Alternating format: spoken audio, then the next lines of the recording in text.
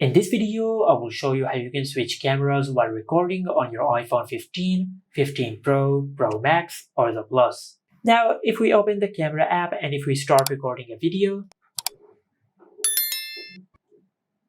as you can see in the default camera app, we do not have any option to switch the camera while recording from the back camera to the front, or vice versa.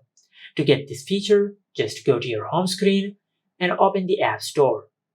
Now in the App Store, just search this and install this app on your iPhone.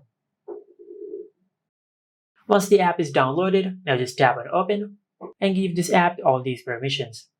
Select Allow while using the app and select Allow. Now just tap on Ask App Not to Track. Now as you can see, this is a timestamp camera. But if you want to remove this timestamp while recording, just tap on this icon over here, then tap on Opacity. From here, just set the text opacity from 100% to 0%. Then tap on Done.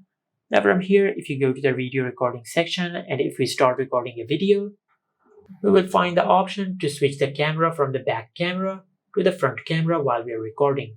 As you can see, we are recording the video and we have the option to switch the camera while we are recording.